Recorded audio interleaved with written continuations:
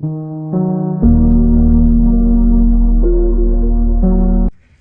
White Witch 110 here. I have a story for you this evening on All Hallows Eve. The characters you know, Rig, Dusty, and Wade. Here we go. Rig struggled through the overgrown path in the forest. Off to the side, he caught the glimpse of a small, dilapidated shack. Wade was steps behind. Check it out or leave it. I don't know, Rig said. They crept closer, and relief to find it empty. The light rain became heavier. I'm calling it. Let's go, Rig said, turning round. I don't have a good feeling, Wade said. The men arrived home an hour later. I wasn't expecting you, Dusty greeted them at the door. Pouring rain, and we found an abandoned shack, Wade explained. They hung their wet coats in the hall closet. Rig gave Dusty a kiss and put his arm around her waist. We didn't get far. We'll try another night. They sat on the sofa. It's getting too cold to be out there at night. I worry about you guys out there. Remember, I know what it's like. We're careful, Rig smiled at her. Careful doesn't always matter. You can't know what's out there or who. That's what I worry for. You know we don't know who could be out there. It is kind of stupid, Wade agreed. When are you going back? Dusty asked. Rig referred to his phone. Rain all week. Looks like Saturday, unless the weather changes. Dusty prayed for continuous rain. She didn't want them going back. She said nothing to them. There was no use. They'd never listen.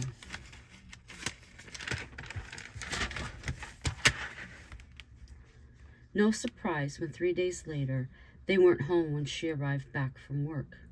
Idiots. No note. I have no idea exactly where they are. She picked up her phone to call Rig. Hello? Where in the hell are you? She shouted. No need to yell. I can hear you, Rig told her. We just got here. Where the hell is here? At Jameson Creek parking lot. He leaned his back on his car door. Stay there. I'm on my way. Oh no, you stay home. Wade knew she wouldn't listen. Rig heard the dial tone.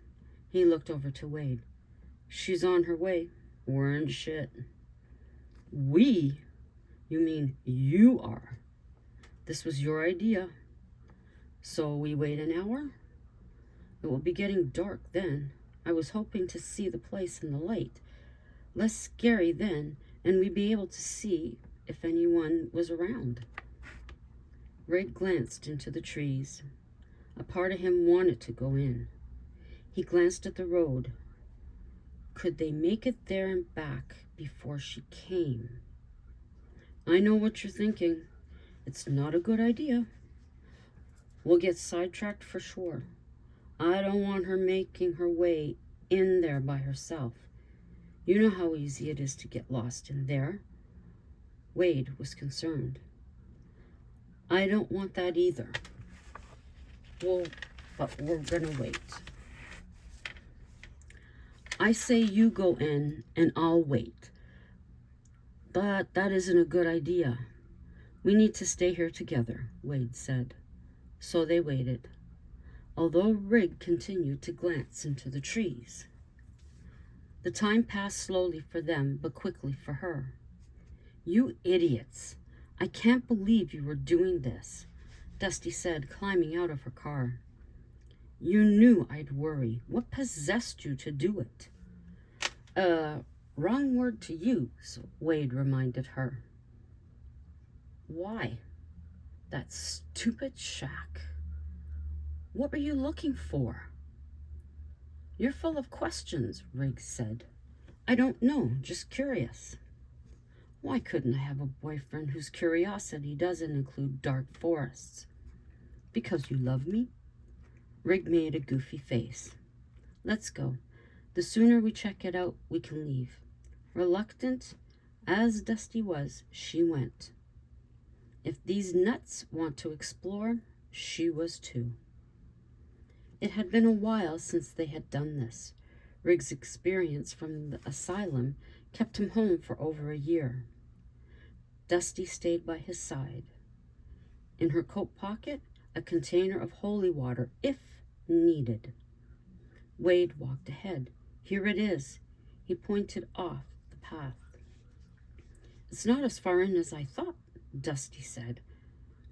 We're only, a few yards in? I thought it was further, Rig admitted. They carefully made their way up the small hill. The brush was thick and smacked their legs as they went. It wasn't pleasant. There's no back wall to this place, Wade loudly advised. See? This was a waste of time. Let's go. Dusty took Rig's hand. Come here, guys. Look at this. Wade was excited. The couple made their way round. Flashlights were needed. The inside had not been touched. Bed, wood stove, table, and chair still inside. But rusted cans of food were in among the overgrowth. This gives me the creeps, Dusty shivered. Why just the back wall? This doesn't make sense. She shivered again. It doesn't feel right here. I think it's just the weird situation. Rig said. No, we need to go. Dusty started off. Wait. Wade called out. I think someone's out there. She froze. Where? She whispered. The big ash tree, Wade pointed. Slowly, she moved back to Rig. They squinted to see. Something did move, but they caught only a slice of whatever it was. Did you get a good look? Rig asked Wade. Looked like someone in a gully suit. We should go. Rig was scared. Come on. He grabbed Dusty's hand, pulling her beside him. I said it didn't feel right, she reminded him. They moved quickly among the trees to the path. Before long, they were running. Get your keys out, Rig shouted. Dusty passed her keys to him. Doors clicked open, then slammed shut. Seconds later, engines revved, and they were off, gravel kicking up behind the wheels. Promise you won't go back. There's no reason to. We know what was inside, she pleaded. Right now, I have no plan to. I don't know who that guy was. He's likely a hunter, but we're not in any season. Rig, they don't need one. There are guys that do it anyways. The woman was beside herself. It's too dangerous. These guys don't mess around. How was she going to get it through his head?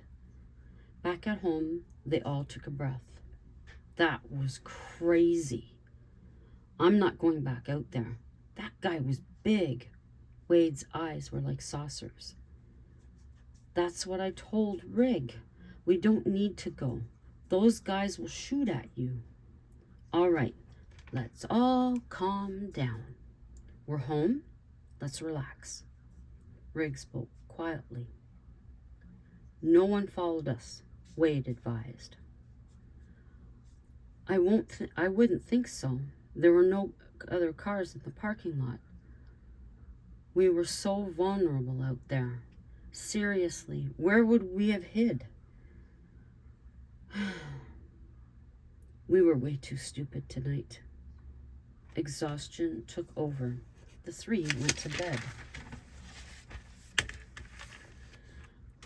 Morning brought clear heads and reflection. What did you see yesterday? Rig asked, sipping his coffee. Just like I said, someone in a gully suit, Wade reiterated. If we went back, would you be able to pinpoint the spot? Sure, but why? You said, Rig cut in. I know. Don't tell Dusty. Don't tell me what? She walked in. Nothing, Rig was quick to reply. Wade, what is he talking about? A split second, and the expression on his face, she realized. You're not going back. We agreed on it, remember? I want to see if anything was left behind. I want to know why that person was watching us in a ghillie suit. Maybe he's looking to fix up the shack, Wade weakly suggested. You need a better explanation than that, Dusty scoffed. Either way, it isn't safe. Rig knew she was 100% correct, but they all realized they were going back today. The ground was damp from the rain overnight. Good thing it's not cold. This would be a sheet of ice, Wade said, watching each step he took. I told you this was a bad idea, Dusty reminded once more. Yes, you've said it 1,000,000 times. Now, can you stop? His tone was reprimanding. If you don't like it, go back home. Rig moved forward. Wade took hold of her hand. Ignore him. Dusty was deeply hurt. He hadn't spoken to her like that since the asylum. I should have stayed home. She hung her head and sat on a large boulder. Wade rushed over. Why are you talking to her like that? Because it's a broken record. We know we shouldn't be here, but we are. So get over it. Man, I don't know who you are anymore. Wade glanced back to be sure she was okay.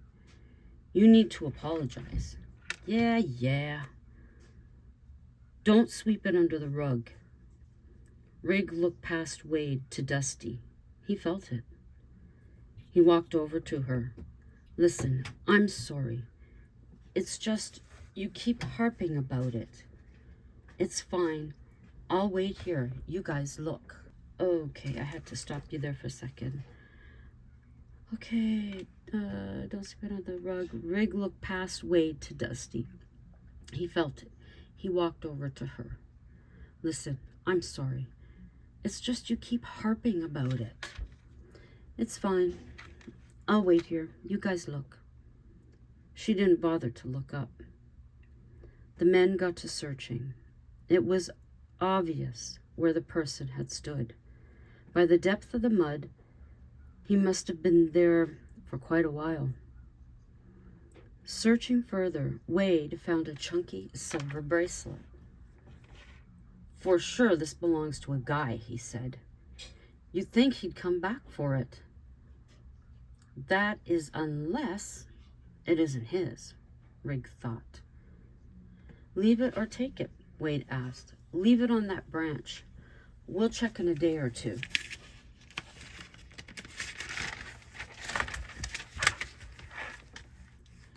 You're pushing it with her. This time, she won't know because I've told you, Rig said. Wade did not like where he was being put. He felt a loyalty to Dusty. He owed her after being there for him. The three left shortly after. The tension between Rig and Dusty was obvious. She had slept in her own room. She hadn't slept in her own room in months. But this night, she did. Rig laid in bed alone, wide awake. He played the time in the woods over and over. He had been horrible. Though she knew him, and she should have expected what transpired. He thought about it, then acted on it. He didn't bother to knock. He made his way into her room. Lifting the covers, he slipped in behind her, his bare chest against her back. What? Dusty turned quickly. I'm sorry, he said. She smiled, then fell back asleep. Morning once again. Wade was first up. Seeing Riggs' door open, he peered in. Empty. He knew where he was. He doesn't deserve her, he thought to himself. He would treat her much better. Dusty was off to work. The guys took out their laptops and began their work. Tomorrow, we'll check on the bracelet, Riggs informed Wade. When she leaves, we'll go. Wade nodded. And that is what they did. Help me understand why you're acting the way you are. I have to find out what's going on. You realize that's what I do. But Rig, that doesn't explain Dusty. She's been like this before, Wade confessed. Then you end up in her room, like last night. That didn't make sense. You're jealous. You want her. That's what this is all about. Wade turned his head and looked out the window. I thought so. Rig went quiet. The friendship was fracturing. Listen, Dusty is your girlfriend. I'm never going to go after her. But if we split, you'll jump. I'm not denying I would. He honestly answered. The bracelet was gone. Anyone could have taken it, Wade pointed out. True, Rig admitted. There was a rustling on the hill to the left. They hid behind the boulder. They scanned the area and couldn't make out anything. Ghillie suit. We'll never be able to see, Rig whispered. Let's go. We've seen it's gone. Wade was anxious. A large stone rolled down the hill. Brush and trees slowed its speed. It stopped only feet from them. Let's go. Rig stood and started walking away.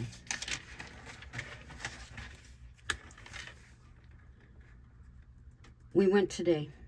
The bracelet was gone, Rig confessed. Did you find anything? Dusty was tired. No, someone was there watching from the hill behind the shack. When are you going again? Rig took hold of her arms. This is who I am. I won't change. I'm comfortable with who I am. I don't understand how many times I need to say it. I know who you are. I understand, but that doesn't mean that I can't be worried. I care about you. They had both said their part. Dusty had thinking to do. Maybe it was time. She got very quiet and walked away. Rig got in his car and left. Wade had been listening. His friends needed to make decisions. He'd be there for them both. Rig drove directly to the woods. He sat in his car, lost in thought. What did he want? The asylum could still be hanging on. His emotion was so off. He was in love with her. Rig smacked the steering wheel. He turned the key and left. Pulling on the driveway, he prepared himself, dropping his keys on the kitchen counter. He made his way to her room, knocking this time. Come in, she called out. Hey, he closed the door. Can I? He sat on the bed. I'm so damn sorry. I can't seem to control myself. I love you. Dusty hadn't heard that in months. Rig, I can't take the mood swings. I'm exhausted. I'm sorry. Give me time. How much time? You don't know. How long can I wait? I don't know. I've worked with you all this time, she said. I'll go it. You mean a lot to me. She couldn't say the words anymore. She wanted to so badly, but couldn't. How did the conversation go? Wade inquired of Rig. I went last night. He told me. What? I thought. We talked. She's thinking. Anyway, someone was in the shack. They had a fire going. Did they see you? I didn't go that close, being on my own. Smart move, Wade commented. What night do we go back? The female voice from the doorway. Thought you wanted no part of it, Rig turned to her. Never mind that. Just answer the question. Dusty was not messing around. Tonight. Rig was far sure on how to handle this. There was a definite change in her voice. Let me know what time. I'll be ready.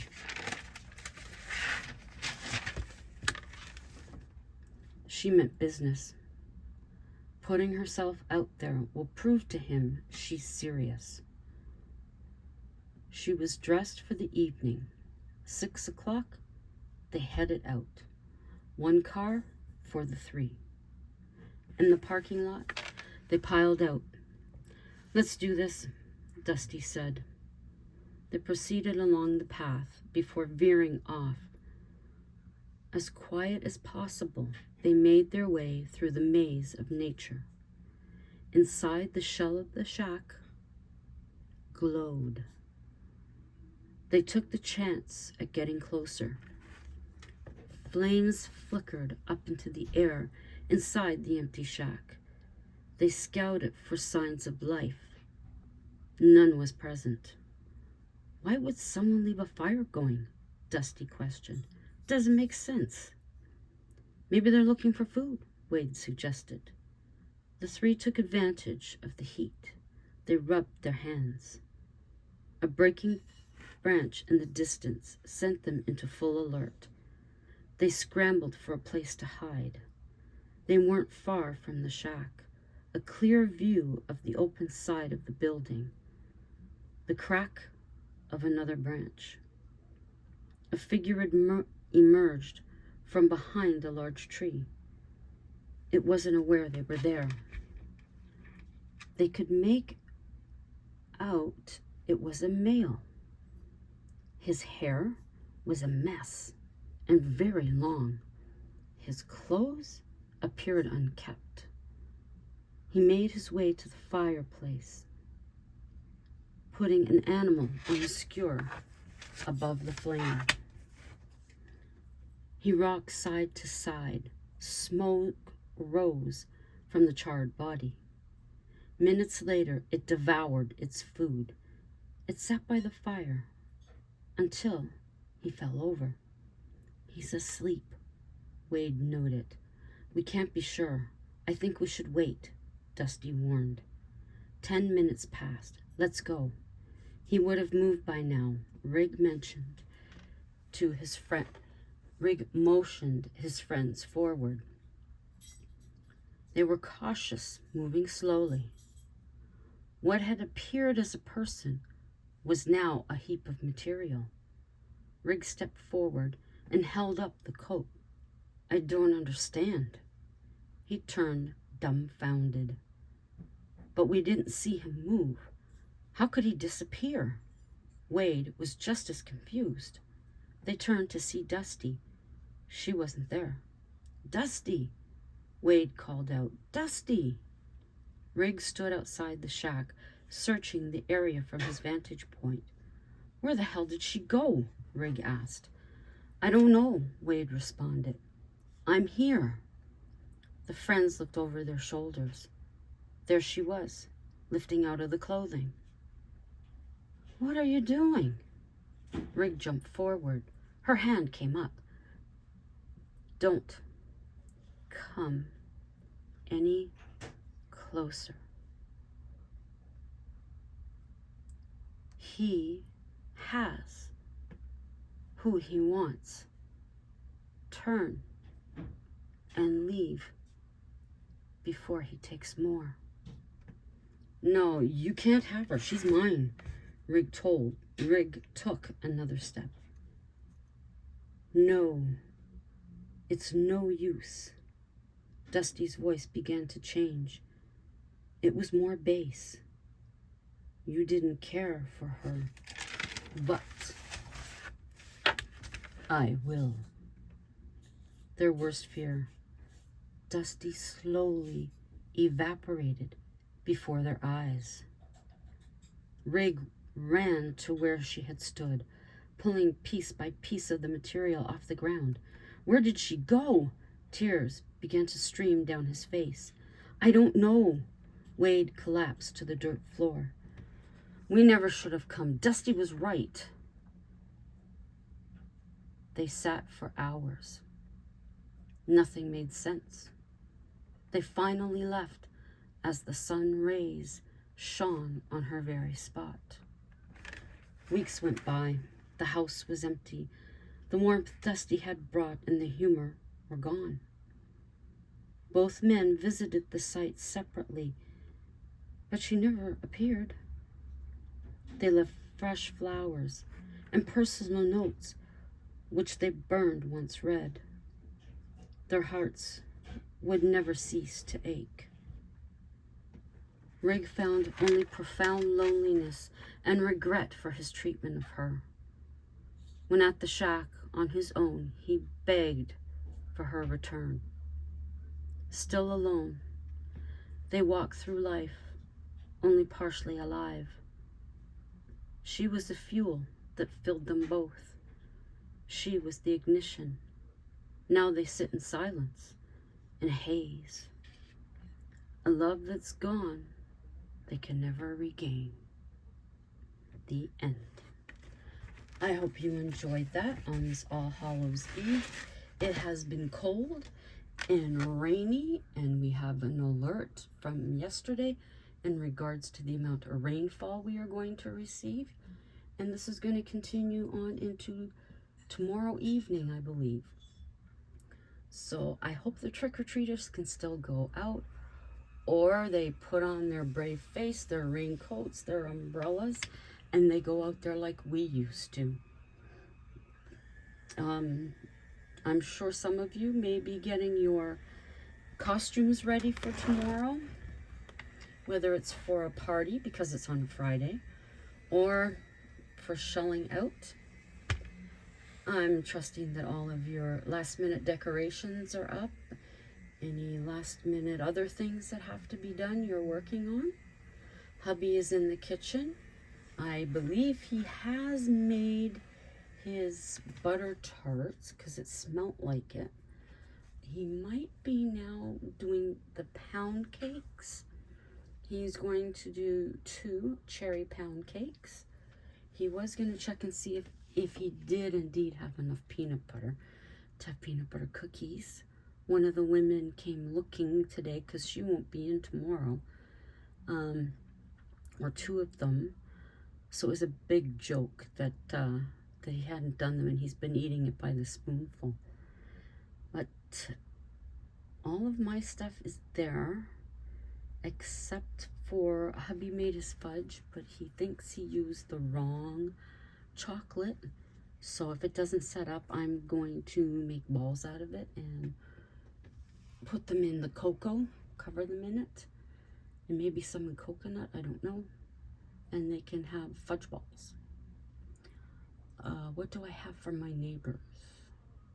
For my neighbors, I have soul cakes. The new recipe, I made more last night. I had thought of making a couple of other things, but I was lacking 1 or 2 ingredients for each one. I still have an apple, but I don't even know what time it is right now. I don't know if I'm awake enough. I had a good snooze when I got home. But anyway, so I'm looking forward to seeing people in costumes. Nobody used the things that I left there to take photos. So the only pictures I'm going to have are the ones that, come on in, Waverly, are the ones that I take tomorrow. Come on. Of people in their costumes. So I'm hoping, I got the door closed to the closet so he can make all his noise that he wants. He did get 3, I think he said, of the baubles that he's going to be hanging. 3 more containers of them today. There are more, supposed to be more coming, but he received a message from Amazon saying, sorry, your things are late, but you have to contact us. He is not happy, and I don't blame him. And this has happened before now with Amazon. They're getting to a point where they're not reliable. I don't think I would order anything from them myself. So, but anyways, that's it. I will be working on the other story with the him and the her. I have not given those characters any names. There are 2 parts of it here somewhere on the list of Vlogtober. So anyways, good All Hallows Eve. May your ancestors come to visit you. May they give you any messages that they feel is important to you.